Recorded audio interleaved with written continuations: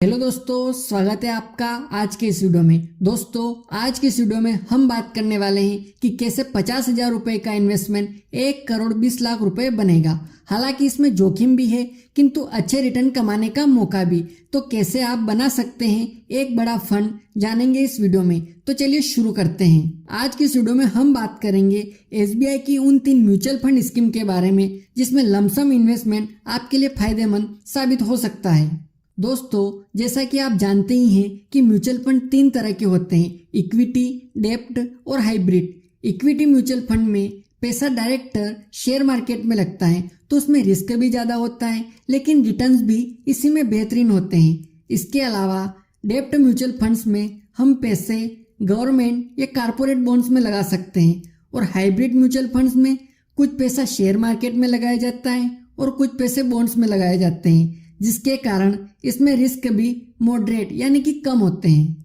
पर आज की इस वीडियो में हम बात करेंगे इक्विटी म्यूचुअल फंड्स के बारे में। हालांकि इसमें रिस्क बहुत ज़्यादा होता है, तो इसलिए आप निवेश के पहले रिस्क एपेटाइट और रिसर्च को जरूर ध्यान में रखें। दोस्तों, इसमें हमारा पहला म्यूचुअल फंड है SBI magnum mid cap fund. ये फंड अपने पिछले 3-4 सालों से ही अपने ही बेंचमार्क को बीट करता आया है। इस फंड में आप SIP भी कर सकते हैं और लमसम भी। अगर हम इसके 1 साल के रिटर्न की बात करें तो इसने 27% का रिटर्न दिया है, 3 सालों में 29% का रिटर्न और 5 सालों में 23% का रिटर्न दिया है, और इसका ऑल टाइम रिटर्न रहा है 20% का। वहीं अगर हम इसके NAV यानी नेट एसेट वैल्यू की बात करें तो वो है 209 रुपीज़, और इसका फंड साइज है 14,454 करोड़ रुपीस।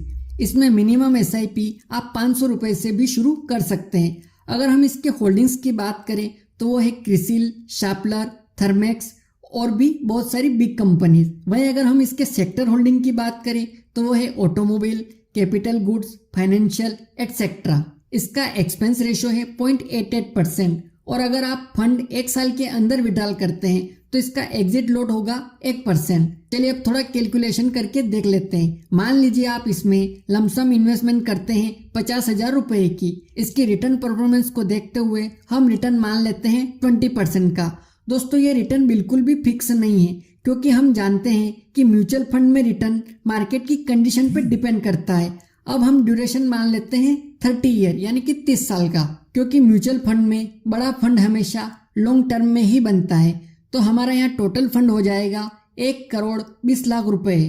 तो आप खुद ही सोच सकते हैं कि आपकी केवल 50,000 की इन्वेस्टमेंट आपको करोड़ों रुपए का फंड दे सकती है। अब ये बात अलग है कि 30 साल बाद 1 करोड़ की कितनी वैल्यू होगी, लेकिन रिपोर्ट्स बताती हैं कि म्यूचुअल फंड ने हमेशा इन्फ्लेशन को मात दी है। दोस्तों, हमारा अगला म्यूचुअल फंड है SBI ब्लू चिप फंड। ये फंड भी सालों से अपने बेंचमार्क को बीट करता आया है। इस फंड में भी आप SIP भी कर सकते हैं और लमसम भी।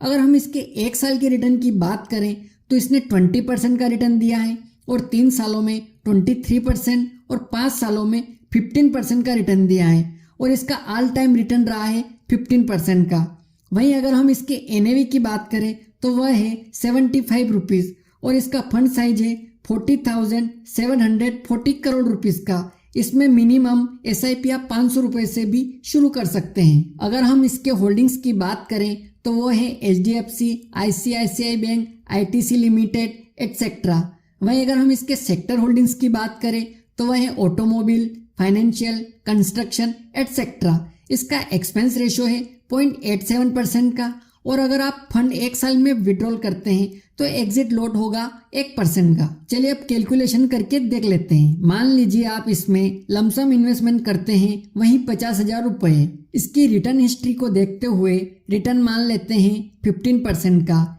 ये रिटर्न बिल्कुल भी फिक्स नहीं है, क्योंकि जैसा कि हम जानते हैं कि म्यूचुअल फंड में रिटर्न्स मार्केट की कंडीशन पर डिपेंड करता है। और अब ड्यूरेशन मान लेते हैं 30 साल का, क्योंकि म्यूचुअल फंड में बड़ा कार्पस हमेशा लॉन्ग टर्म में ही बनता है। तो हमारा यह म्यूचुअल फंड हो जाएगा 33,10,000 रुपीज़ का। अगर आप फंड अमाउंट बढ़ाना चाहते हैं तो आप इन्वेस्टमेंट को अपनी कैपेबिलिटी के हिसाब से बढ़ा भी सकते हैं। चलिए आगे बढ़ते हैं और जानते हैं अगले म्यूचुअल फंड्स के बारे में, जो कि हैं SBI इंफ्रास्ट्रक्चर फंड।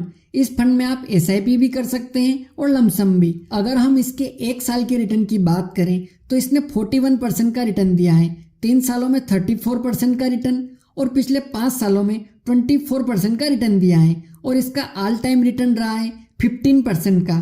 वहीं अगर हम इसके NAV यानी कि नेट एसेट वैल्यू की बात करें तो वह है 42 रुपीज़ का और इसका फंड साइज है 1580 करोड़ रुपीज़।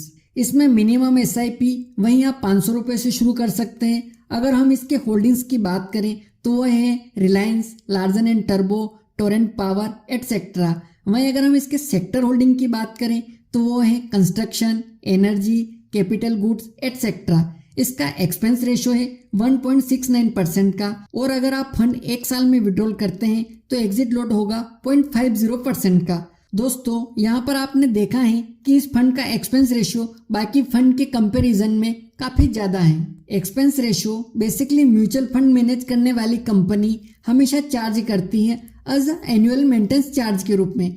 तो हमेशा वही म्यूचुअल फंड अच्छे माने जाते हैं जिसका एक्सपेंस रेशियो 1 या 1 से कम हो। चलिए अब कैलकुलेशन करके देख लेते हैं। मान लीजिए कि आप इसमें लमसम इन्वेस्टमेंट करते हैं वही 50,000 रुपये। इसकी रिटर्न हिस्ट्री को देखते हुए रिटर्न मान लेते हैं 14% का। ये रिटर्न बिल्कुल भी फिक्स नहीं है क्योंकि हम जानते हैं कि म्यूचुअल फंड में रिटर्न मार्केट की कंडीशन पर डिपेंड करता है। और ड्यूरेशन मान लेते हैं 30 साल क्योंकि म्यूचुअल फंड में बड़ा कॉर्पस हमेशा लॉन्ग टर्म में ही बनता है। तो हमारा यहाँ टोटल फंड हो जाएगा 25,47,000 रुपये का। अगर आप फंड अमाउंट बढ़ाना चाहते हैं तो आप इन्वेस्टमेंट को अपनी कैपेबिलिटी के हिसाब से बढ़ा सकते हैं। तो दोस्तों इस वीडियो में हमने बात की SBI की 3 म्यूचुअल फंड स्कीम के बारे में जिनमें आप एक ही बार में लमसम या SIP स्टार्ट करके करोड़ों का कॉर्पस बना सकते हैं। दोस्तों यहाँ पर ध्यान देने वाली बात यह है कि म्यूचुअल फंड में निवेश मार्केट के उतार चढ़ाव पर निर्भर करता है, इसलिए अपनी सही रिसर्च और कैपेबिलिटी के हिसाब से ही निवेश करें। तो दोस्तों ये थी SBI के बेस्ट म्यूचुअल फंड के बारे में जानकारी। यदि अभी तक आपने वीकेडी फिनो के यूट्यूब चैनल को सब्सक्राइब नहीं किया है तो सब्सक्राइब कर लीजिएगा क्योंकि इस चैनल पर आपको इन्वेस्टमेंट, बैंकिंग, इंश्योरेंस और पर्सनल फाइनेंस से जुड़ी जानकारी मिलेगी। दोस्तों मिलते हैं अगले वीडियो में किसी नए टॉपिक के साथ। तब तक के लिए जय हिंद, जय भारत।